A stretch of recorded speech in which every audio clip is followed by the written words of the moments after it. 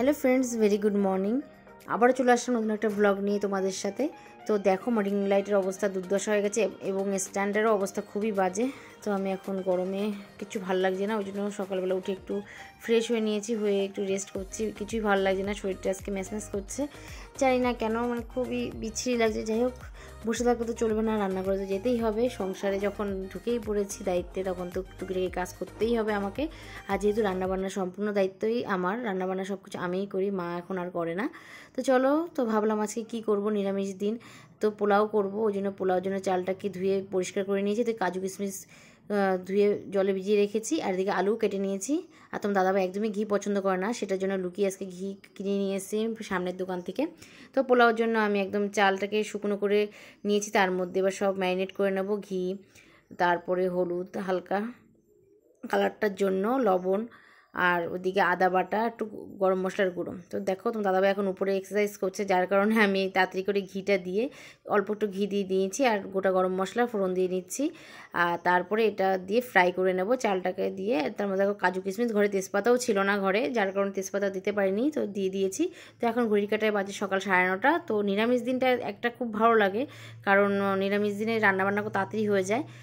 তো এই জন্য বেশ ভালো লাগছে। দেখো, আলুর দমও বসিয়ে দিয়েছি, আর ওদিকে দেখো আমার পোলাওর ভাতও ফুটে গেছে। তো ঝটপট করে বান্নাটা কমপ্লিট করে নেবো, কমপ্লিট করে উপরে যাব কাজ করতে। তো দেখো, দুধুসোনার দুধ রেডি করবো এবার। দুধুসোনার দুধ এখন জাল দিয়ে নেবো, কারণ দুধুসোনা যেহেতু গরুর দুধ খাওয়া স্টার্ট করেছে, যার কারণে গরুর দুধটা ভালো করে ফুটিয়ে না নিলে পরে দুধুসোনার খাবারটা রেডি করতে খুব অসুবিধা হয়ে যায়। ওই জন্য সব কিছু আমি একদম রেডি করে গুছিয়ে নিই। তো এদিকে আমার স্নান হয়ে গেছে, কে বলবে, দেখো এত গরম পড়েছে, তো উপরে একদমই থাকা অসম্ভব দুপুরের টাইমটা। তো দেখো, আমি শুধু কাজ করছি আর এদিকে ঘাম মুছছি, এত গরম লাগছে। তো তোমার দাদাভাই বললো গরম লাগছে, আমি বলছি অবশ্যই গরম লাগছে, এখানে একটা এসি লাগিয়ে দাও ঘরের মতো। তোমার দাদাভাই বলছে হ্যাঁ, তোমার তো শুধু গরমই লাগে। তো যাই হোক, দুদুসোনা এদিকে ঘুমিয়েও পড়েছে, আর দুদুসোনা খাবারটা একেবারে রেডি আমি করে নিচ্ছি। আমি সব গুছিয়ে যাচ্ছি, পরে জাল দিয়ে নেবো, কারণ দুদুসোনা চাল ডালের গুঁড়ো খায়। তো যার কারণে এখন জাল দিলে ওটা দলা পাকিয়ে যাবে, ওই কারণে এখন আর কিছু করছি না, একেবারে সব রেডি করে জল দিয়ে দুধ দিয়ে সব রেখে যাব, পরে ওটাকে সুন্দর করে গুছিয়ে নেব। তো চলো, সব কাজ কমপ্লিট হয়ে গেছে। তো এখন দুপুর গড়িয়ে বিকেল হয়ে গেছে। তো এখন আমরা একটু রেডি হয়ে নিচ্ছি, একটু স্টেশন যাওয়ার আছে, টুকিটাকি কেনাকাটা রয়েছে। আর সেজো পিসি শাশুড়ির বাড়িতে আজকে লোকনাথ বাবার পুজো, সেই উপলক্ষে পিসি বাড়িতে একটু যেতে বলেছে। তো আমি দুদুসোনাকে রেডি করে নিচ্ছি। দুদুসোনা তো একদম মানে দুষ্টমি যা করে, আর কিছু বলার থাকে না। তো আমি এদিকে শাড়ি পরে নিয়েছি, অনেকদিন শাড়ি পরা হয় না যেহেতু, যার কারণে একটু শাড়ি পরে গুছিয়ে নিয়েছি আমি। তো শাড়ি পরে নিজেকে বেশ সুন্দরই লাগে দেখতে, তো শাড়ি পরে একটু বউ মনে হয়। তো পাশের বাড়ি একটা বৌদি বলছে মাঝে মাঝে সাথে একটু শাড়িও পরতে পারিস, একদমই তো শাড়ি পরিস না। বিষয়টা আমি শাড়ি ঠিকমতো পরতে পারি না, যার কারণে শাড়ি পরা হয় না। তো তোমরা অবশ্যই কমেন্ট করে জানিও আমাকে কেমন লাগছে শাড়ি পরে। আর দুদুসোনা দেখো আজকে বাজার দিয়ে হেঁটে হেঁটে ঘুরে ঘুরে দেখছে পাপার সাথে। দুদুসোনা তো একটা হাতটা ছেড়ে দিলে দুদুসোনা দিয়ে দৌড়, কে দেখে ও দৌড়ানো। আমি একটু ছেড়ে দিয়েছিলাম যে কতটা কি দৌড়াতে পারে, সেখানে দেখছি ও দৌড়ে দৌড়ে পুরো একাকার করে দিচ্ছে। তো যাই হোক, বাজার ঘোরা কমপ্লিট হয়ে গেছে, যেহেতু আজকে আমাদের নিরামিষ, এই জন্য বাজারে কিছুই খাইনি। তো চলে আসলাম পিসির বাড়িতে। পিসি দেখো সুন্দর করে প্রসাদ সাজিয়ে দিয়েছে, পিসি আর দিদিভাই দুজনে মিলে প্রসাদ সুন্দর করে সাজিয়ে নিয়েছে। তো আমার দেখে এটা ভিডিও করতে খুব ইচ্ছা জাগলো মনে, তো সেটাই এখন করছি। তো দিদিভাই এখন দাঁড়িয়ে কথা বলছে পিসি শাশুড়ির সাথে। তো এই দেখো, পিসি সুন্দর করে করেছে, দিদিভাই খুব সুন্দর রান্না করেছে, দেখো রাইস করেছে, আলুর দম করেছে।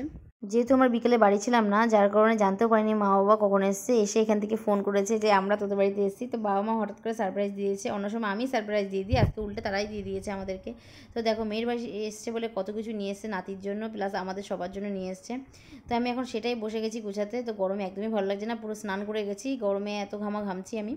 তো দেখো, এখানে রান্নাঘর অসম্ভব পরিমাণে গরম। তো দেখো কি এনেছে, এটা বোন পাঠিয়েছে হিমসাগর আম, মানে ওদের বাড়ির গাছের। তো এদিকে দুদুসোনার জন্য দেখো এক ব্যাগ পুরো লেবু, যেহেতু দুদুসোনা মুসুম্বি লেবু খেতে খুব পছন্দ করে, আর যেহেতু বাবা পুজো পার্বণ করে, তো বাবা এটা পায়। এটা দেখো, মানে পেঁপে বের করতে গিয়ে আমার পুরো কোল্ড ড্রিঙ্কসটাই পড়ে গেছে। তো এক বোতল কোল্ড ড্রিঙ্কস, প্লাস আবার তোমার দাদাভাই নিয়ে এসে গোবিন্দভোগ আম, কী নাম জানি না। যাই হোক, এটা আমার শ্বশুরবাড়িতে শুনেছিলাম এই গাছ ছিল, তো ঝড়ের আমফানে সব নষ্ট হয়ে গেছে। তো সেইভাবে গুছিয়ে টুছিয়ে এখন যাবো আমি বাবা মার সাথে গল্প করতে। তো তো চলে আসলাম ঘরে। তো বাবা এদিকে ফোনে কথায় ব্যস্ত, তো দুশোনাকে মা ম্যাসাজ করে দিচ্ছে। আর রাত্রে যেহেতু বাবা মা চলে যাবে, যার কারণে মা লুচি করে দিচ্ছে, লুচি আলুর দম। মাত্র দাদাভাই আম খেতেই ব্যস্ত। দেখো কথা বলতে বলতে কখন যে সময় গড়িয়ে গেলো, কখন যে রাত 10টা বেজে গেলো বুঝতেই পারিনি। তো দেখো এদিকে বাবা মা চলে যাওয়ার সময় হয়ে গেছে। তো দুশোনা তো একদম মায়ের কোলে জড়িয়ে ধরে বসে রয়েছে, সবাইকে টাটা দিয়ে দিচ্ছে যে দাদান দিদুনের সাথে মামা বাড়িতে চলে যাবে। তো মা বলছে তুই থাকতে পারবে? আমি যদিও থাকতে পারি, কিন্তু তোমাদের দাদাভাই একদমই থাকতে পারবে না, মানে তোমাদের জামাই একদমই থাকতে পারবে না। তো দুদুসোনার তো বেশ আনন্দ লাগছে। তো কদিন পরেই যেহেতু মামা বাড়িতে যাবো, মানে দুদুসোনার মামা বাড়িতে যাবো, দুদুসোনার জন্য বেশি এক্সাইটেড।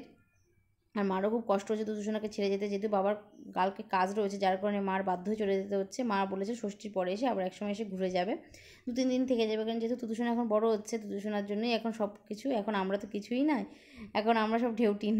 একটা কথার কথা বললাম, যাই হোক। তো দেখো বাবা মানে দুদুসোনার পাপাকে টাটা করছে, আমাকেও টাটা করছে। সন্তানের টান এটাই, হয়তো সন্তানের থেকেও এখন মানে দুদুসোনার টানটা বেশি। এখন আমাকে না যতবার দেখবে তত তার থেকে বড় কথা দুদুসোনাকে বেশি ভালোবাসবে। তো যাই হোক, আজকে মিট ব্লগটা এখানে স্টপ করছি। কাল দেখা হচ্ছে নতুন কোনো ব্লগ নিয়ে। Tata, good night.